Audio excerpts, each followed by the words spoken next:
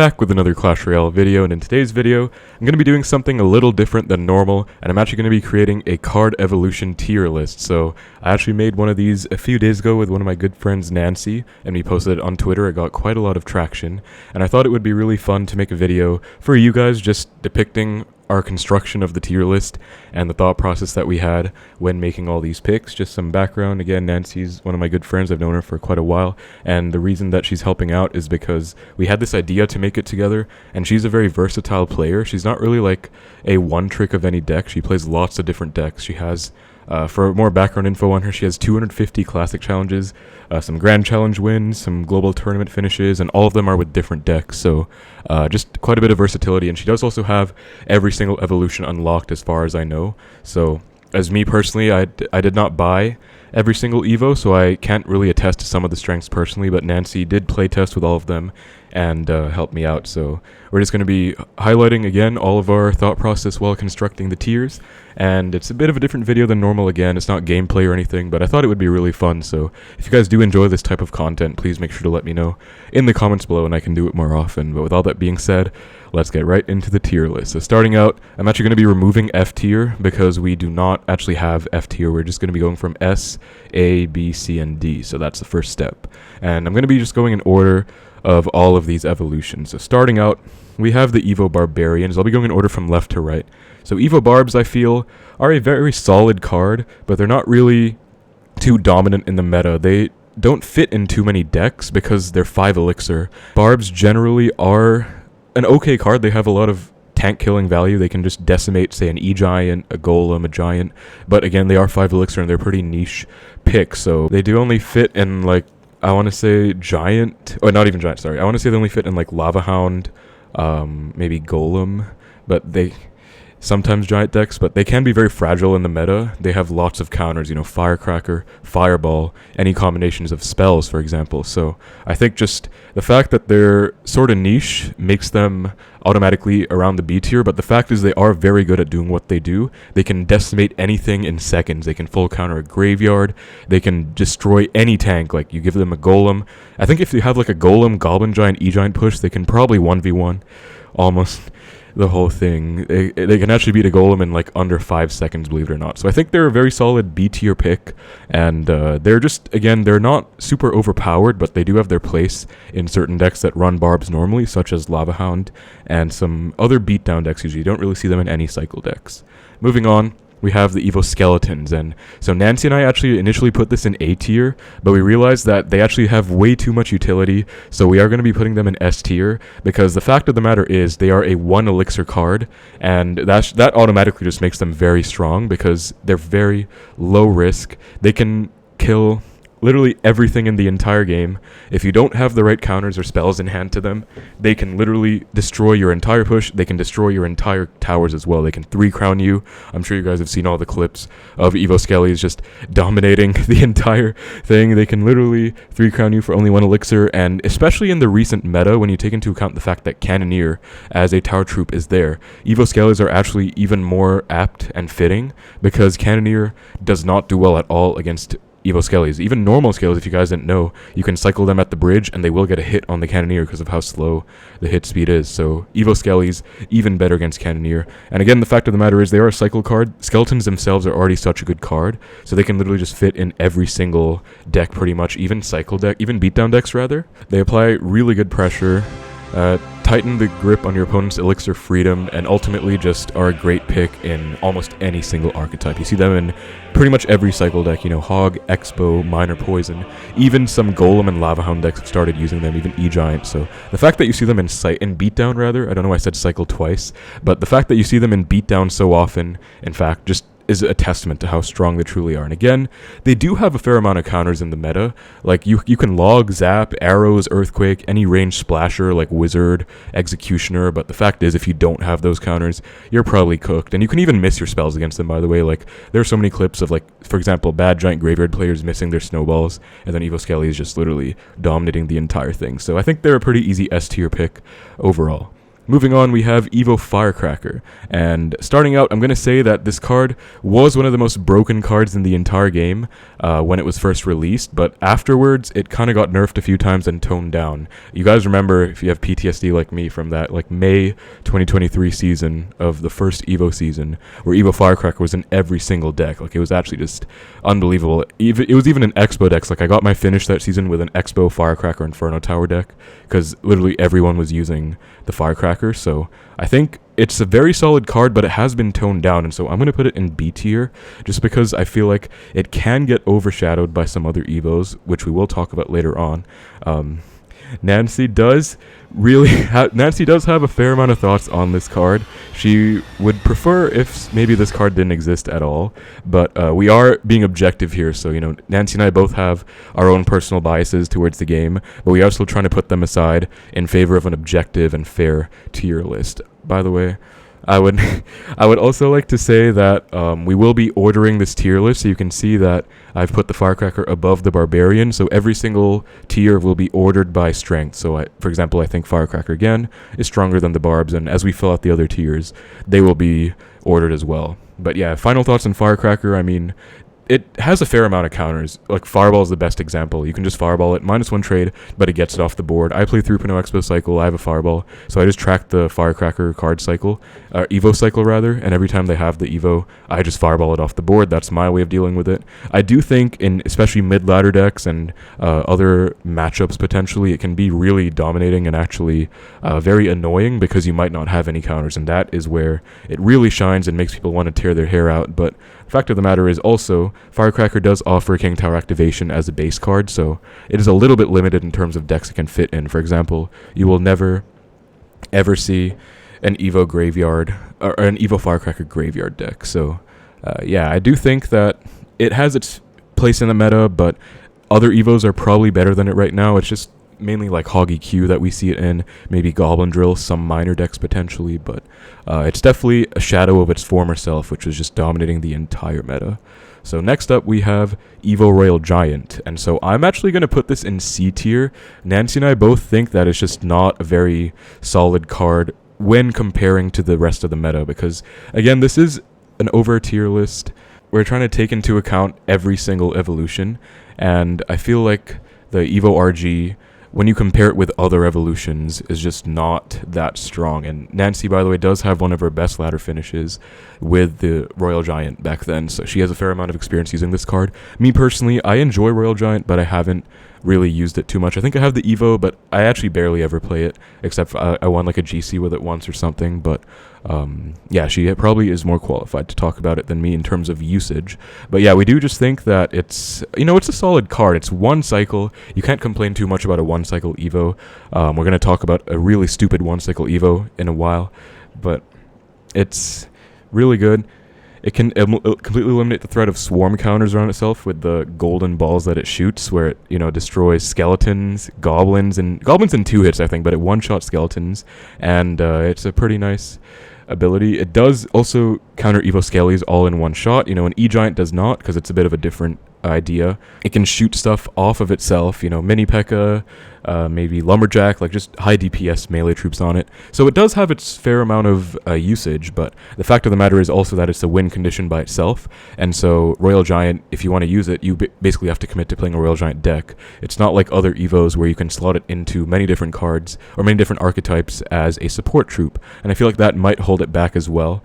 Ultimately, I don't think it's a bad card. I'm not saying C tier means it's terrible, but ultimately it's just, not really that solid when compared to all the other Evos. You could say it's middle of the pack, and I think it's just chilling down there in C tier.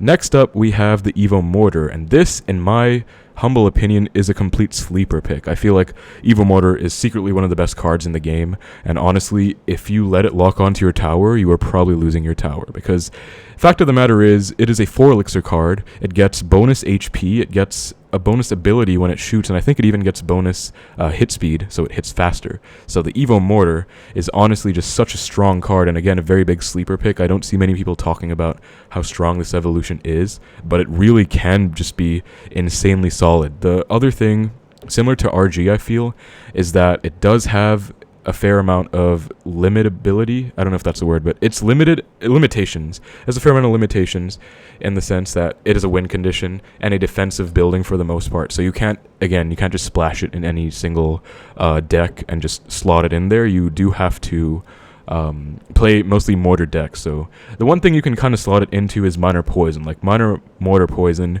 you can just use the mortar as a defensive building sometimes, but you are still playing a mortar deck. You know, you're not going to see, for example, like RG mortar or like graveyard mortar. Believe it or not, there was actually a period where double Evo Splash Yard players were experimenting with Evo Mortar over the Tombstone as a building, but that was kind of a short-lived fad.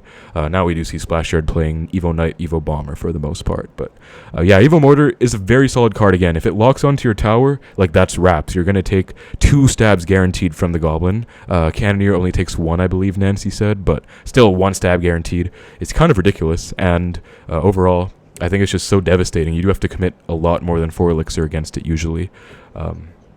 Also, it is 2 cycles though. Goblins can also be used on defense to distract stuff like the Mega Knight, the P.E.K.K.A., any kind of troop really, so it's very solid on defense too, by the way. I was talking about it on offense, but Nancy also wanted to mention that on defense actually, especially because of its ability where it doesn't hit right next to it, but it hits further away, it can really decimate large pushes, like say a huge golem push where there are support troops kind of lurking behind the push.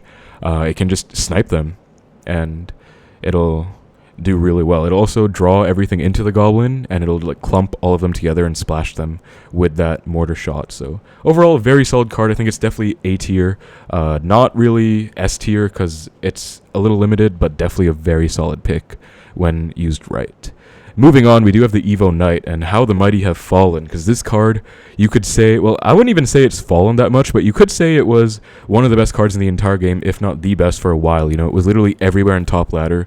We saw top 10 finish graphics that had 9 out of 10 decks using the Evolved Knight, because that's just how broken it was. You know, Minor Poison was by far the most dominant archetype. Still is, by the way. We hate Minor Poison, but it's still just so solid and used in pretty much any archetype, really. You see it in Minor Poison, you see it in Hog Rider, Expo is using it before, Logbait uses it, Graveyard, Golem decks use it these days, even Lava Hound sometimes. Like, the versatility of this card is just unreal, and I really think it's a testament to how solid the evolution was for the longest time. But fact of the matter is, in the recent March balance changes, it did receive a nerf, and that was essentially a pretty big nerf around maybe the 4th nerf or so. Like, basically it got nerfed many times though, and this one was reducing its offensive capability, so it doesn't have any bonus hit speed or DPS compared to the normal knight now, so all it has is more HP and that shield ability again.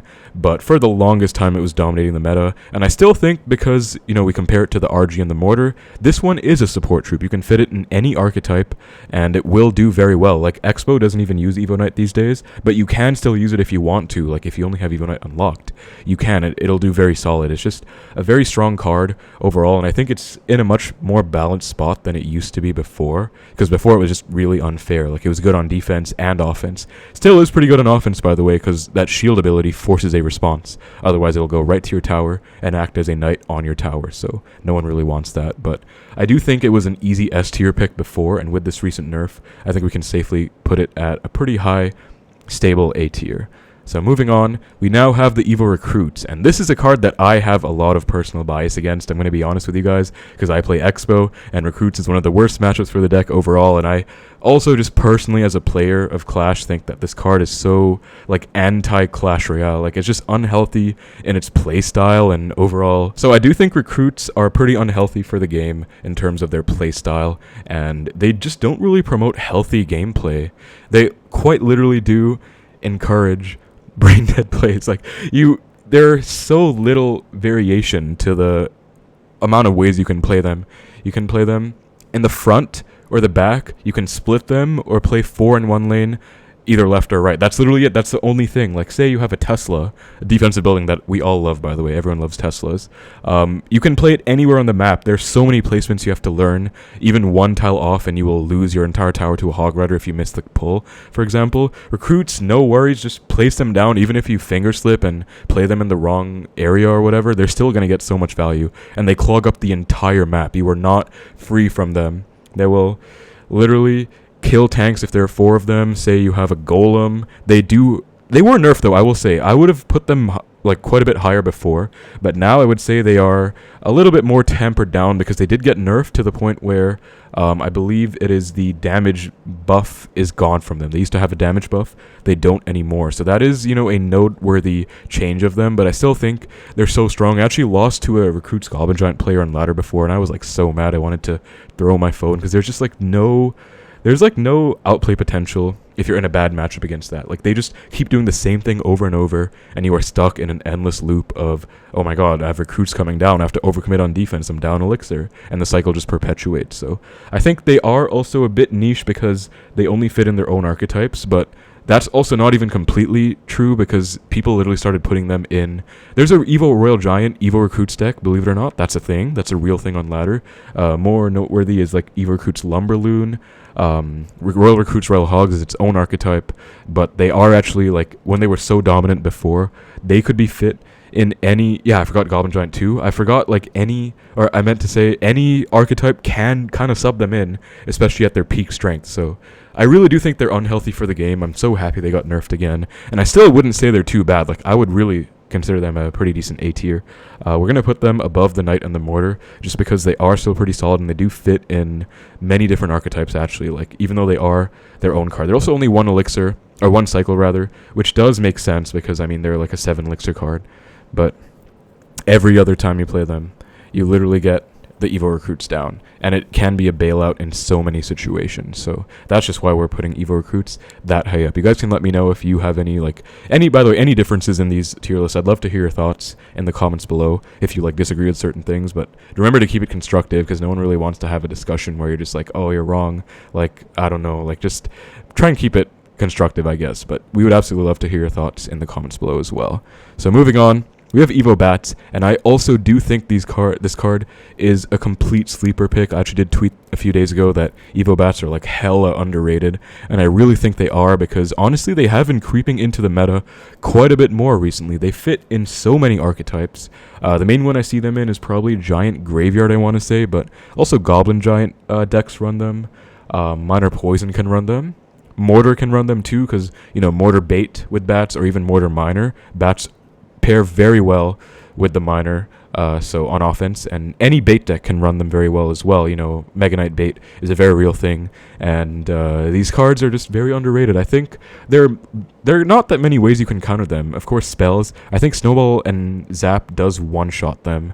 Most of the time, they are going to get their ability off if the opponent plays them well, and their ability is a lifesteal thing where, you know, they get more HP than normal, and that's going to be very annoying for the opponent to deal with, because that is just going to result in lots of opportunities for them to survive things they shouldn't. You know, again, the standard interactions you have with a Snowball and a Zap will not work anymore. Me as a 3.x cycle player really don't like this card that much because I am basically forced to fireball them every single time. Ice Spirit does not one-shot them. I don't think even the base form without any HP, I don't think they get one-shot by an Ice Spirit, so you are forced to go Archers or Fireball, and more often than not it is going to be the Fireball because if they have HP built up, they're going to be able to survive some Archer hits and probably 1v1 the Archers, honestly, if they're tanked for by like a Minor. So you do pretty much have to Fireball them, and if you don't have the right counters, they can single-handedly take your entire tower. That has literally happened to me before. I overcommitted, I didn't Fireball them, and I lost my entire tower to the Evo Bat. So again, they also do get bonus points for being pretty versatile, being able to be used in many different archetypes, and I feel like they are in a pretty healthy spot. I wouldn't really call for a nerf to them, but I just think also because they're only 2 elixir and they're quite cheap, low risk even otherwise, like their Bats normally are a pretty solid card, they definitely deserve a spot in A tier. So moving on, we have the Evo Archers. These are an absolutely beautiful card. I love them so much, but I'm going to try and keep some bias out and analyze them objectively. They are Nancy's personal favorite Evo, but we are going to try and analyze them objectively, even though we both love them very much. So you can't deny that they're super strong. I would not say they're S tier, but I would say they are pretty much objectively top of A tier. Like, they are so solid. They are kind of one of the Evos that has stood the test of time over a while. They can melt tanks, They can counter fast units. They can destroy beatdown like Lava Hound pushes. They can synergize with many different archetypes too. You know, Expo, me personally, I love 3.0 Expo Cycle, and archers were like a gift from God himself, or herself. I'm not like gendering God, but they were literally a direct gift to Expo. Like, they are so good. They synergize so well with 3.0, and even other graveyard decks, they are really good with beatdown too, believe it or not, like Goblin Giant, graveyard decks, recruits decks. Like, they're so good with recruits because they both split as well. So you can go split Evo recruits, split Evo archers, and like good luck to your opponent unless they have very specific counters in hand. It's going to cause a lot of problems. Also, they do survive the arrows, and that is a huge thing. You know, both Firecracker and archers have this in common, where they survive the arrows, and I think it's really nice because it does allow them to be very useful. Of course, people complain about this, and I think it's very fair because, again, we're trying to be objective here. You can't kill Evo archers for an even trade in terms of spells. You have to fireball them, or arrows plus zap, arrows plus snowball. You physically cannot get a 3-for-3 like arrows on them, so that it makes them so useful against lots of, like, say, beatdown matchups. For me personally, I just get a free +2 trade every time because they have to save their arrows plus rage and kill it. They also do fit in bridge spam very well, in fact, because, again, they're very solid on defense. We see a lot of bridge spam decks, like P.E.K.K.A. bridge spam, and even that E-Barb's Battle Ram bridge spam deck without a P.E.K.K.A. always running Evo Archers these days, and even sometimes Minor Poison used to run it and might still to this day as well. So I think they're just very good. Again, being the support troop that they are, they do offer a lot of synergy with many different archetypes, and that obviously makes them a very solid pick in many different situations. And also, they can be a mini win con too, because if you ignore them, they get 3 hits on the tower. If they're tanked for, they could very well take the entire tower for that matter. So you do have to watch out against Evo archers, and it's going to be like just very dominating if you let them, both of them, connect to your tower. So Evo Archers, very solid pick. Definitely going to be the #1 in A tier, I think. Some people could argue S, because Nancy and I were looking at the stats, and they are one of the best Evos on top ladder in terms of like use and win rate together. But I just think the S tier cards that we're going to talk about later on are so much stronger, that are like so bad for the game, that I think they're going to be in the top of A. But that is Evo Archers. Absolutely love that card. Next up, we have the Evo Ice Spirit, and oh man, this is just really disappointing. Like, this is just kind of a joke, honestly. This card is so bad, it's going straight to the D tier. In fact, the D tier pretty much only exists for this card because it is so garbage. Like, it just got a buff. I think they made it, the radius was like 50% bigger or something, but it's just so bad because the fact of the matter is that it kills itself every time it's used. So it's literally like, you know, every other Evo in the game, you play it, it's going to get value. For example, look at Archers, perfect mirror to this card. Archers, you play them down, they're going to get perpetual value if they're not taken off the board. Even a Firecracker, for example, maybe a Knight, like, it's going to stay on the board for a while, get a lot of value. Evo Ice Spirit, you play it down once, it's going to jump on something, it's going to die. I think that inherently makes it so weak, and the fact of the matter is there is no reason to use this Evo over any other Evo in like 95% of decks. I'd say there are a very few amount of decks that you can actually run this in. For example, 2.6 Hog, if you don't want to sub out certain cards, then you're going to go Evo Scalers, Evo Ice Spirit. That's the only Evo that you actually have available in that deck. There's also the Viper Hog Exenato deck where you can go Evo Valk, Evo Ice Spirit, I guess. But I really just don't think it's worth running, like, say, 3.0 Expo Cycle, say, Minor Poison, any other, like, Cycle deck. You are not going to see an Evo Ice Spirit. I'll say one fun application of it is that it can get, I think, the equivalent of a fireball's worth of damage because of its like ability where it splashes 3 times. It can get that much damage on the tower if it connects, but honestly that's so rare because they can ignore most Ice Spirits, and if you have the Evo one, they just respond to that one and don't let it connect, and like it's so easy to counter, so hard to get value. So it's just going to be a very easy D tier. It also does literally just get logged off and dies.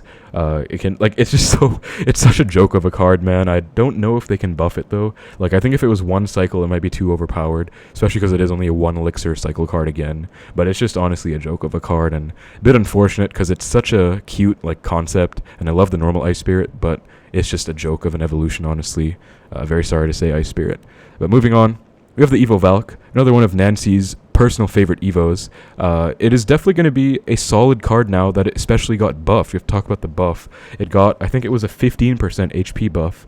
It has a 15% bonus HP again, like I said, so that's going to be very helpful at helping her survive, and I think this is kind of the buff that she needed to be viable, because before this buff, she didn't have any stat buffs. They were experimenting with making evos more balanced, and it was a fun idea, but the truth is, without this power creep that they're doing to all evos, which is giving them stat buffs, she just doesn't really stand out that well, and now that she has this HP, she kind of does stand out well, so she's going to do a great job at staying on the board and getting a lot of value. She can tank better for any kind of big troop. She can counter a graveyard. She can tank in minor Wallbreaker situations. I was actually watching Nancy play earlier against Lumberloon, and she actually pulls a balloon because her ability does hit air. So it's actually just really solid. Like, this card is a very solid pick now. I'm not going to say she's like the Knight, because I think they have different purposes. You know, Valk is more powerful. Knight is more like resistant, where it just stays on the board. And, oh, I have to censor that pop-up. But Valk is stronger, Knight is tougher, and tougher is kind of needed in this meta. But that doesn't take away from the Valk's power level, because when she is used on the board, she can be a real menace, just kiting everything over with a tornado. She can nuke huge splash pushes, beatdown pushes. She can solo 1v1 counter a Hog Rider, by the way. Like, just all sorts of fun little interactions that she has. And I think she's definitely found her place now. Not, again, being abused and used in every single deck, but she just does very well in the decks that she is used in. So I think she's a very solid B tier. We're going to put her between the Firecracker and the Barbarians. Next up, we have the Evo Bomber, and oh man, this card is going straight into the S tier, even above Skeletons. This card is still really strong in my opinion. It just got nerfed, but on release, this card is like one of the stupidest things they've ever released it, if you ask me. Like, first of all, it's 2 elixir. Why is it 1 cycle? We don't see Bats or Ice Spirit or Skeletons being 1 cycle. Like, why the hell is this card a 1 cycle evolution? Then there's also the fact that it's literally a better Firecracker. Evo Firecracker was hated because it gets like 1,000 damage from the tower. Well, guess what? Or from the other side of the map, rather, from the river. Well, guess what? Evo Bomber does the exact same thing for 1 less elixir and 1 less cycle. It's actually so ridiculous.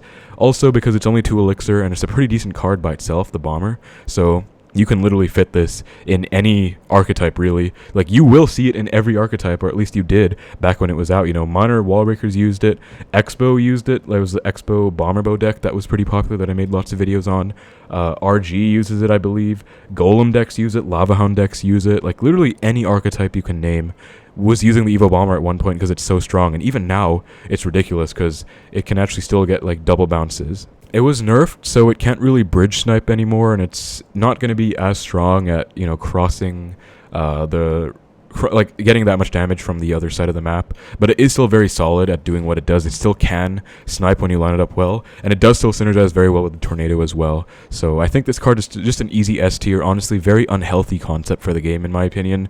They were doing so well with the Evo Valk and the Evo Ice Spirit in terms of power levels, and they just completely flipped and turned that all upside down by releasing this abomination of an evolution. So definitely going to be an easy S tier pick, and I am really tired of losing to Evo Bombers that get 1,000 damage or more from the other side of the map.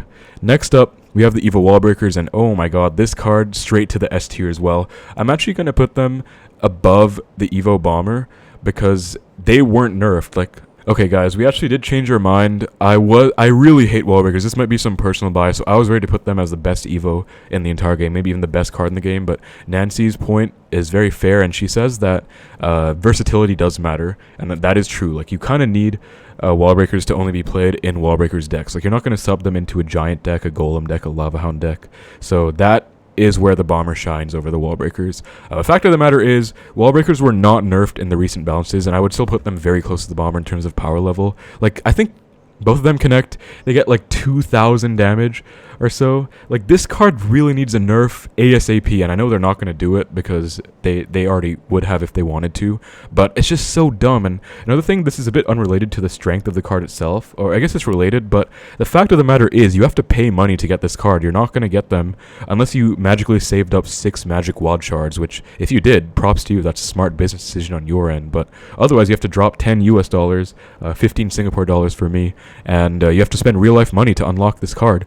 And fact of the matter is, it's so broken. Like, if you don't buy it, you're at a disadvantage to not having it. But this card was so popular, and it in the Wallbreakers decks that it fits in, it's insane. You know, there is Minor Wallbreakers, the most basic one. There's also Mega Knight Minor Wallbreakers, which is a side archetype that has totally been revived. I know this guy finished like top 60 with it last season because Evo Wallbreakers, Evo Bats are doing very well. Also the Remy Ellie deck, of course, the Minor Wallbreakers Magic Archer deck. I think Remy finished pretty well, or if not, he's definitely going to finish well this season because he has his Magic Archer buff too. But again, it's just so ridiculous how this card was released and not nerfed even further. I think it got some kind of nerf back when it was first out, like they swapped the initial explosion damage and the base damage or something, but this card definitely needs another nerf, and I think it's just such a strong card. It's such an easy S tier pick overall. Like, honestly, I'm really disappointed that they're going back to this level of power with the Evos. Like, we saw the Evo Bomber and Evo Wallbreakers last season. They were doing so well with the bounce level before this, but easy S tier, easiest S tier of my life, honestly. Very sick and tired of losing to this card. Next up, we have the Evo Tesla, and this is actually a really fun card, really awesome concept, and I'm totally not biased at all playing 3.0 Expo Cycle, but I really do like this card. Like, I really do think it's a pretty healthy example of an evolution because it is a 4 elixir building like the Mortar, but it's a defensive building only. Like, it's not really, it doesn't act like the Mortar where it hits on the other side of the map, and the fact of the matter is, it is 2 cycles, so even if the Tesla is strong, which it is very strong in some instances, by the way. I made a compilation of the Evo Tesla where it was so strong on offense with an Expo. I think that's its best use case by far. But it still is held back, in my opinion, by the fact that it is 2 cycles, because you're not really going to justify having it over other Evos when it costs 2 cycles and it's a defensive building. Because if you think about it, if you want to play like Evo Abuse, like most people are these days, where you're just cycling Evos for the sake of it to get to them, like that's the state of the game right now. You're not really doing that with a Tesla because you're just putting yourself down for elixir a lot of the time. So that kind of holds it back. But when it is used, it is so strong with that pulse ability. It's also, again, so good on offense. I think by far the best archetype that it's synergized with is Expo. It's also very tanky on defense, actually. Like, you can pretty much defend Recruits pushes, Giant pushes, Golem pushes. Balloon is going to get... Oh, Lava Hound got absolutely destroyed by this. Like, if Lava players go against Evo Tesla, they can pretty much call it already because it's just going to be wraps.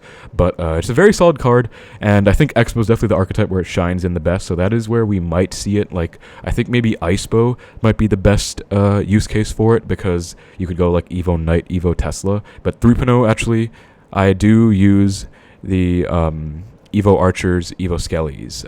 Pumpo players can use it too. Nancy has proven that it does work pretty well in Pumpo too, but in terms of 3.0, because I'm a 3.0 player, we did conclude that Evo Archers, Evo Skellies are the best combination still, but it's still a very fun card to use again. I just think it's solely held back by the fact that it's 2 cycles, and I do believe in like balance and good like decisions in terms of making cards healthy, so I don't think making it 1 cycle is the solution. I feel like that's just going to be too expensive, or too broken really, 1 cycle, and like not fair, so I don't think they should do that. But if they did do that, then it would definitely be more in the A tier territory, but we're going to put it in B tier, above the Valkyrie, below the Firecracker, because it's a very solid pick, but again, it is a little bit niche in terms of its usages over other Evos, but it is still a very solid card. Alright guys, and the last Evo we're going to have is the Evo Zap, and this is actually a very interesting card. I have not personally used it yet, because it is another one that you have to use in the shop, in terms, or you have to buy it from the shop, and you have to spend real life money on it, but my friend Nancy has used it, and she has play tested it with a lot, so she does have some thoughts on it. So like, what should I say? Because you are way more qualified to talk about it than me. Alright guys, so I did actually playtest the Evo Zap with Nancy a lot. Again, I don't have it unlocked, but we did countless hours of playtesting. We did 1v1s, and I also spectated her playing like proper ladder with it. She even used it in 3.0 Expo Cycle with some degree of success, because it was pretty good against Lumberloon, for example. And so she thinks that it's a very solid form of crowd control. You know, it can do very good against Splash. It can act as a perma stunner, because it's going to have 3 zaps that come down that stun, so Inferno Tower, Inferno Dragon, Sparky even, it's going to be pretty good counter to those, and even tower damage, because I think it does just about enough as a fireball, or close to it, for only 2 elixirs, so you can even use it to close out games and maybe even spell cycle. It does also have some really nice interactions where it kills Flying Machine, Skeleton Dragons, Mother Witch, and troops like those, so for 2 Magic Archer Princess as well. So for 2 Elixir, going to be a lot of utility. And so we are going to say that it's going to be a pretty solid A tier. Again, because it is pretty versatile, it is a spell. So you can literally use it in any archetype. You can pretty much sub it in. We have done hours of play testing with it, but these are our initial opinions, so the card literally did just come out, so this is subject to change. And if you guys disagree with us, or if you want to have your own opinion as well, feel free to share it in the comments below. We'd be very interested to hear your guys' thoughts, but we do think it's a pretty solid A tier. We're going to put it between Bats and Mortar because, again, it is a pretty good option as a spell, being versatile and used in many different decks. You can even sub it into cycle decks. I have seen a lot of success at top ladder so far. People are playing it with P.E.K.K.A. Bridge Spam or even other Bridge Spam versions. I think that's probably going to be one of its best applications, but again, I think you can sub it in many decks. Lava Hound and Golem, I think, will be big winners of this card as well because, of course, they don't have too many Evo options. Like, usually it's just Knight, Barbs, and Bomber, so now they have the Zap that they can just use. I think Golem especially, or even Lava Hound actually. Like, Lava pretty much always runs Zap or like Snowball Arrows, so Zap's definitely going to be very solid in Beatdown and maybe even Cycle, because you can literally just go and use it for many different situations. We actually had some situations where Nancy was up against Recruits, and they actually did very well against Recruits because the triple spells are like a nice form of crowd control. They take the Zap off, they take the shield out, and they do actually bail out in a tough spot as well. There will be a video coming out on that later. But Zap, just a very solid option overall. I think it's pretty cool. I'm not too unhappy with the state of the balance of it. I think like they did a pretty good job at making it pretty strong, but not like game-breaking OP like Cough Cough Bomber or Wallbreakers on release.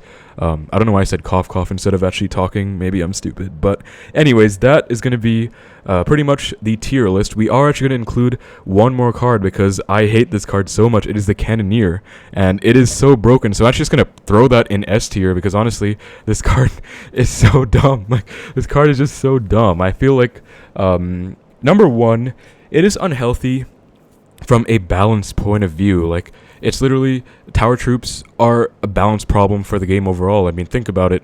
Every player was playing with a Princess Tower and King Tower before. The game was balanced from that perspective. Now you have these players who spend money to get the Cannoneer, and they can suddenly get this advantage that other people don't have. It does have less HP. That is pretty much the only saving grace of the Cannoneer. Number one, less HP. Number two, slower hit rate. So it does worse against like Graveyard and, again, like Evo Skellies like we talked about before, other Swarm. But for the most part, it is so good against like Beatdown. And Nancy also just wanted to say that Cannoneer is just a big you card in general, which I totally do agree. I mean, that card just, I don't think it's healthy for the game in any way. I don't know what they were thinking, where again, we were like raised with Clash Royale being a normal balanced game with tower troops being princess towers. Now you have two, so you have different interactions based on the tower troop you're using. It's so dumb. Like, it actually does invalidate lots of different cards. We spent years of time memorizing interactions against different cards, and now it's like, oh, we have a Cannoneer. Well, guess what? You have to change all of it and adapt and learn the new ones. It's just unnecessary sensory overload. We do have many interactions where, it's going to one-shot Wallbreakers, Firecracker, especially a lot of troops like that, so it's just kind of dumb, honestly, and I feel like it's just so strong, especially if you get both Cannoneers on the opponent's troops. Say you have like a Hog EQ deck against a Golem deck, you just go like with a building in the middle, Golem goes to the middle, and then goodbye Golem. You're getting like smacked by two huge cannons. Like, good luck defending that, or good luck breaking through that. So I feel like, the Golem player is going to be in a lot of trouble. But anyways, we are putting it in S tier because I think this card is essentially an evolution. I mean, it is technically a tower troop evolution, but yeah, it's like a Princess Tower evolution. But we are going to put it in the tier list anyway. But that is pretty much going to be it for the tier list, guys. I don't think we didn't miss any Evos, so pretty solid list overall. Again, just to recap, these are the S tier, A tier, B tier, C tier, D tier cards, and they're all going to be ordered in terms of their strengths relative to each other. So you guys can let me know what you think in the comments below if you guys have any thoughts on any balances you want to see to Evos potentially. I feel like they are going to be doing them more often than not because we have seen them, I think, pretty much in every single balance change since they were out, but of course they are also a source of revenue for the game. I do have to admit it was a pretty smart business decision of Supercell to do, because people have to buy a Diamond Pass to get evolutions, and also now they literally have to buy Evos from the shop for like $10 to get them to compete. So I do think it's a smart business decision to keep the game alive, and I'm not opposed to that. I also think it's a fun mechanic, you know. Evos were something new. I don't really dislike the concept. I just think the way they went about them with balances is the real problem. Like, they just didn't execute it well because they just didn't really make it where they accounted for the disruption of the balance that it would cause, and I feel like it was a big oversight on their part, but I guess we can't be too surprised. Anyways, though, that is going to be the overall tier list. Again, guys, feel free to let us know if you have any disagreements in the comments below, and again, let me know if you did enjoy this type of video. It's a different video than normal. It also went on for a lot longer than I thought it would, but it was pretty fun just talking about the thought process and overall decisions. Again, thank you so much to Nancy for making the tier list with me, and if you guys would like to see more videos of her, then feel free to let me know in the comments below. But that's about it for the videos. Thank you so much for watching. Hope you enjoyed. Take care, and I will see you in the next one.